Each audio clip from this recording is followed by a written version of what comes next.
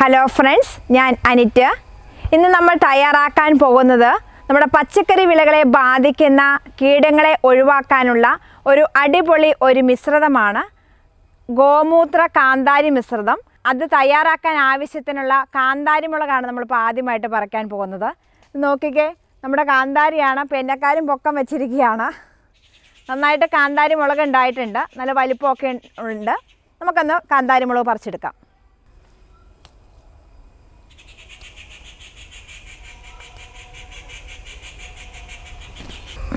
നമുക്ക് ഗോമൂത്ര കാന്താരി മിശ്രിതം തയ്യാറാക്കുന്നതിന് ആവശ്യമായ കാന്താരി മുളകായിട്ടുണ്ട്. അതായത് ഏകദേശം ഒരു പിടുത്തം. ഇത് അല്പം കൂടുതലുണ്ട്. ഇത്രയും മതി. ഇത്രയും മുളകുണ്ടെങ്കിൽ നമുക്കത് തയ്യാറാക്കാം. നമുക്കിതൊന്ന് അരച്ചെടുക്കണം. നമുക്ക് അരച്ചെടുക്കുന്നത്, ഞാനിതിപ്പോൾ മിക്സിയിലാണ് അരച്ചെടുക്കുന്നത് കാന്താരി മുളക്.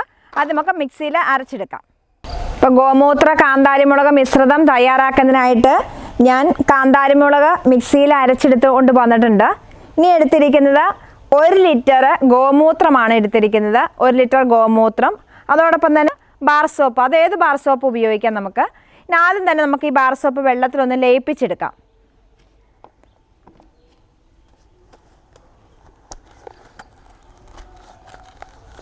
നമുക്കിനി മിക്സ് തയ്യാറാക്കാം. ഇതിനായിട്ട് നമ്മൾ ആദ്യം ചെയ്യേണ്ടത് ഗോമൂത്രം ഇതിനകത്തേക്ക് ഒഴിക്കുന്നു. നമ്മളിതുപോലുള്ള ലായനികളൊക്കെ ഉണ്ടാക്കുമ്പോൾ നമുക്കതിനാവശ്യമായ ഒരു ബക്കറ്റും കപ്പൊക്കെ വെച്ചേക്കുക. അപ്പോൾ നമുക്കിത് മാത്രം ഉണ്ടാക്കാം. നമ്മൾ വേറെ ഉപയോഗത്തിനൊന്നും എടുക്കണ്ട. നമ്മുടെ പച്ചക്കറികൾക്കൊക്കെ ഇതുപോലുള്ള വളങ്ങളെ കീടനാശിനികളൊക്കെ ഉണ്ടാക്കാൻ വേണ്ടി പ്രത്യേക ബക്കറ്റും കപ്പുകളൊക്കെ അങ്ങ് സൂക്ഷിച്ചു കൊടുക്കുക. ഇനി അതുപോലെ തന്നെ കാന്താരി മുളക് അതിൻ്റെ മിക്സ് ഒഴിക്കുവാണ്. മിക്സിയിൽ അരച്ചെടുത്താൽ മതി കാന്താരി മുളക്. അതുപോലെ തന്നെ നമ്മുടെ ബാർ സോപ്പ് ലയിപ്പിച്ചത് അത് ഇതിനകത്തേക്ക് ഒഴിച്ചു കൊടുക്കാം.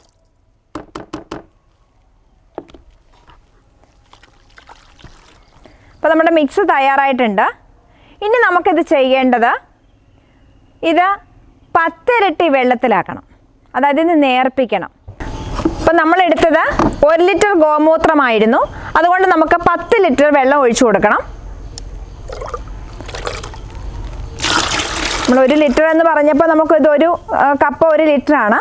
അപ്പോൾ അതായത് നമുക്ക് 10 കപ്പാണ് ഒഴിച്ചു കൊടുക്കേണ്ടത്.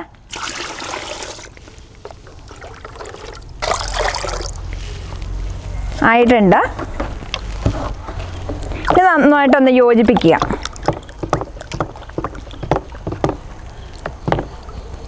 നല്ല മിക്സ് ആയിട്ടുണ്ട്. നമ്മുടെ ഗോമൂത്ര കാന്താരി മിശ്രിതം തയ്യാറായിട്ടുണ്ട്. ഇനി നമുക്ക് ഏതിനാണ് സ്പ്രെയർ, ആ സ്പ്രെയറിലേക്ക് നമുക്ക് ഒഴിച്ചു കൊടുക്കാം. ഇതിപ്പോൾ ഞാൻ ചെറിയൊരു സ്പ്രെയറാണ് എടുത്തിരിക്കുന്നത്. ചെറിയ കൃഷിക്കാർക്ക് വരെ നമുക്കിത് തയ്യാറാക്കി എടുക്കാൻ പറ്റുന്നതാണ്. നമ്മൾ ഗ്രോ ബാഗിൽ കൃഷി ചെയ്യുന്നവർക്കോ അല്ലെങ്കിൽ ടെറസിൽ കൃഷി ചെയ്യുന്നവർക്കോ എല്ലാവർക്കും സാധിക്കുന്ന ഒന്നാണ് ഈ ഗോമൂത്ര കാന്താരി മുളക് മിശ്രിതം. നമുക്കറിയാം, വേപ്പെണ്ണ വെളുത്തുള്ളി മിശ്രിതമൊക്കെ നമ്മൾ ചാഴി, അതുപോലെ പുഴുക്കൾ, ഇതിനൊക്കെ നമ്മൾ ഉപയോഗിക്കുന്നതാണ് അല്ലേ. നമ്മുടെ കുക്കുംബർ അല്ലെങ്കിൽ പയർ, വെണ്ട, ഇതിനൊക്കെ നമ്മൾ വേപ്പെണ്ണ വെളുത്തുള്ളി മിശ്രിതം തയ്യാറാക്കി ഒഴിക്കുന്നതാണ്. അപ്പോൾ അതോടൊപ്പം തന്നെ ഒരാഴ്ച വേപ്പെണ്ണ വെളുത്തുള്ളി മിശ്രിതം തയ്യാറാക്കുന്ന 5 ദിവസം കൂടുമ്പോൾ വേപ്പെണ്ണ വെളുത്തുള്ളി മിശ്രിതം ഒഴിക്കുക. അത് കഴിഞ്ഞ് 5 ദിവസം കഴിയുമ്പോഴേക്കും നമുക്ക് ഈ ഗോമൂത്ര കാന്താരി മുളക് മിശ്രിതം നമുക്ക് ഒഴിക്കാൻ പറ്റുന്നതാണ്. അപ്പോൾ നിങ്ങൾക്ക് എന്താണോ അവൈലബിൾ, അല്ലെങ്കിൽ എളുപ്പത്തിന് കിട്ടുന്ന എന്താണോ അതനുസരിച്ച് ആ സീസൺ അനുസരിച്ചൊക്കെ ഒഴിക്കാം. ഈ സമയത്തിൽ എന്നെ സംബന്ധിച്ച് ഇവിടെ കാന്താരി മുളകുള്ള സമയമാണ്. ഈ സമയങ്ങളിൽ കൂടുതലായിട്ട് കാന്താരി മുളകുള്ള സമയമാണ്. അപ്പോൾ അതുകൊണ്ടാണ് ഞാനിപ്പോൾ കാന്താരി മുളക് മിശ്രിതം ഉണ്ടാക്കുന്നത്. ഇനിയിപ്പോൾ കാന്താരി മുളക് ഉള്ളവർ അതുപോലെ ചെയ്യുക. അപ്പോൾ ഉള്ളവർ എന്നാണെങ്കിലും ഇത് ട്രൈ ചെയ്ത് നോക്കാതിരിക്കരുത്. ഇനി നമുക്ക് അടുത്ത ഒഴിക്കേണ്ട സ്റ്റെപ്പ് എന്ന് പറയുന്നത്, ഇതിനകത്തേക്ക് അരിച്ചൊഴിക്കണം. അരിച്ചൊഴിച്ചില്ലെങ്കിൽ അത് സ്പ്രെയറിനകത്ത് തടി, അതുകൊണ്ടൊന്ന് അരിച്ചൊഴിക്കുക. മൃദുല ശരീര കീടങ്ങളെ, അതുപോലെ തന്നെ ചാഴി, പുഴുക്കൾ, ഇവയ്ക്കൊക്കെ നല്ലതാണ്.